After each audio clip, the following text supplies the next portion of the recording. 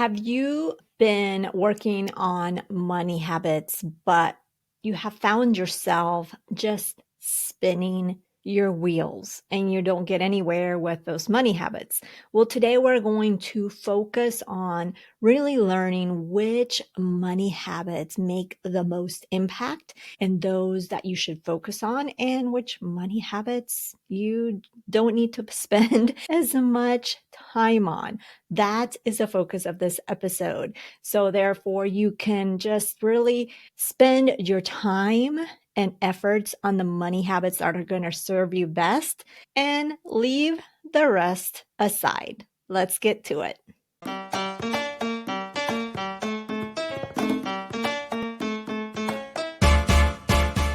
Bienvenida to Her Dinero Matters, the podcast helping Latinas have increased confidence and control over their finances. I am Jen Hemphill, and over the years, I've been on a mission to empower countless of women like you through this podcast and through my financial counseling services. Now, my expertise isn't just a result of my own life experiences or a few Google searches. I also became an accredited financial counselor that helps me serve you at a higher standard. Now, if you've been liking what you're seeing and hearing, make sure you hit the subscribe button so you don't miss a thing. Now, let's get the show started. There's no way around it. Establishing good financial habits are really going to move you forward, propel you forward in your financial journey. They're going to help you reach those financial goals, and they're just going to make your life a whole lot easier. But which money habits do you focus on? You are busy, and which money habits are going to make the most impact? In this episode, you're going to discover why some financial habits aren't worth your time and energy and what to do instead. In this episode, you're going to find out why some of the financial habits aren't worth your time and energy and what you should do instead. You're also going to find out the money habits that can be automated to save your time and mental space. And you're also going to learn the 4 key money habits that will bring you the most bang for your time and money. So let's start with defining what a habit is so you and I are starting on the same page. According to dictionary.com, a habit is an acquired behavior pattern regularly followed until it has become almost involuntary. Makes sense, right? It's also a customary practice or use. That's another definition.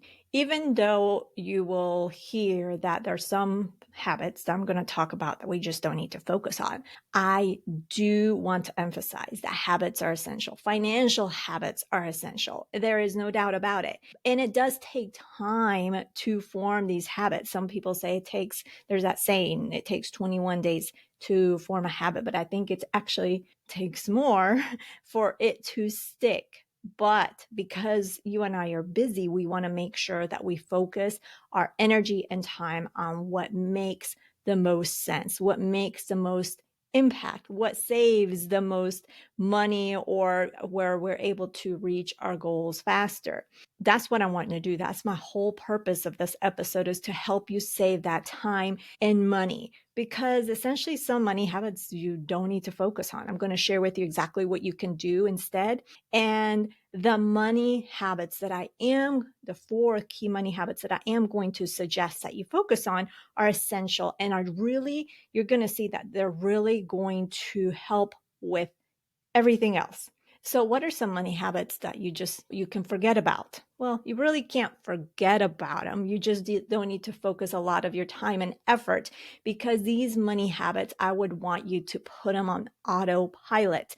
So what are some of these money habits that people say you need to form these money habits? Saving, paying yourself, paying your bills on time. Those are some great financial habits to have, but you don't need to work on them unless you don't want to do automated savings or automated transfers. I guess that's another discussion. But really, I would suggest that focus on what matters, and you can just put these things on autopilot. So you don't have to focus on creating the habit of saving, because you can just create an automated transfer to save, create an automated transfer to pay yourself first, create an automated payment for your bills.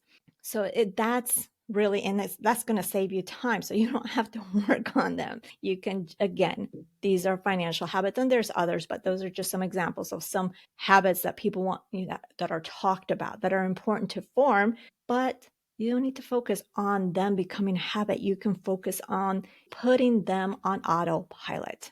So what are the 4 key money habits that you should focus on instead? Well, number 1, and you're going to be surprised at some of these, because these are none that you really can find.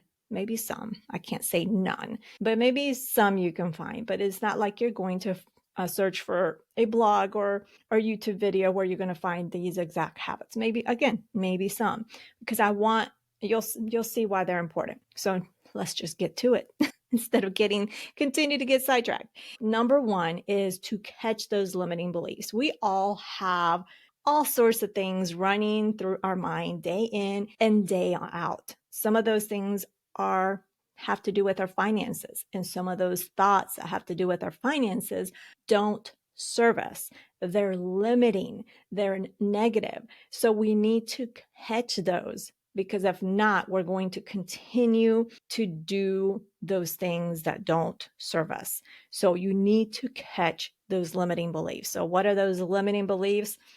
That I can't afford it, that we're never going to get out of debt, that we're going to continue living paycheck to paycheck, that our financial landscape, our finances are never going to change, that we're never going to have enough for retirement, that we're never going to have enough to help our kids through college. Those are some limiting beliefs. So you want to catch those, and you want to just change those limiting beliefs into ones that serve you. And that's for another episode. But really what you need to do is catch and stop them. Because if you don't catch and stop them, you're going to continue to think you can't afford it. You're going to still continue to think that you're never going to have enough savings or enough for retirement. And therefore, you're going to create that reality. So and it's not an easy habit. So the habits I'm sharing with you aren't necessarily the easiest things, but they have the most impact. They will do the most for your finances. So that's habit number 1, is catch those limiting beliefs and stop them in their tracks. Number 2, look at your numbers. For some of you, this may be easy. For others of you, you're like, I'm not doing this. I am not looking at my numbers. I'm too scared. You have to look at your numbers. You have to create a habit to look at your numbers, no matter how scary it may be. The more you do it, the less scary it is, because the fact of the matter is that you need to know what your numbers look like to be able to take measures and actions and steps to change or progress or do whatever it is that you need to do with your finances. Without understanding and knowing your numbers, you can't put actions and measures in place to improve your financial life. So you need to look at your numbers, and you have to create a habit on looking at your numbers, whether it's weekly, and it can be simple. It doesn't have to be, you have to add and subtract unless you want, that is helpful. But to begin with, just take your phone, open up your bank app and look at the balances of your accounts. At your savings, your checking, if you have multiple accounts, just look, get comfortable with that. All right. Then you can start doing more, but get comfortable with just even looking. If you're a person that's really scared of even just looking at that balance and you avoid it at all costs, start with that. Take your phone out, open up your bank app and look, just scroll through the numbers and just let it sink in. Don't judge it. This is not about judging yourself. Oh my goodness, this looks terrible. No, just look. And then from there, you want to build on that habit and that's when you start adding and subtracting, or looking at the spreadsheet that maybe already does that for you, or looking at an app and really understand where you are at financially. Because if you ignore this, it's not going to change. You're not going to have any clarity as to what's going on with your finances, and which therefore affects what you can do, whether you're wanting to save more, invest, any of those things. Okay. So that's number 2. Number 3, spend with intention. That's another habit that you need to create. Maybe you say, but Jen, I already spend all the time, and that's actually a major problem. So that's why I'm saying spend with intention and a plan in place. So create a habit around that.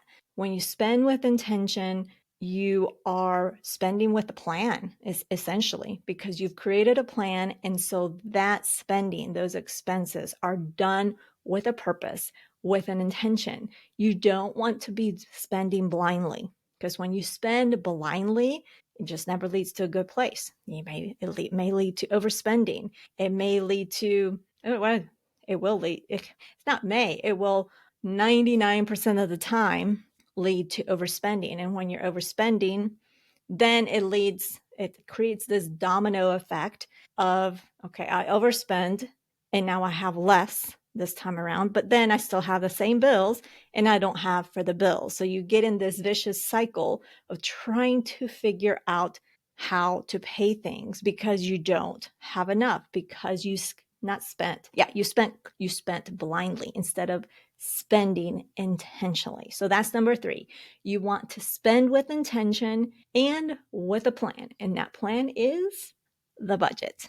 Number 4 is have specific and exciting goals.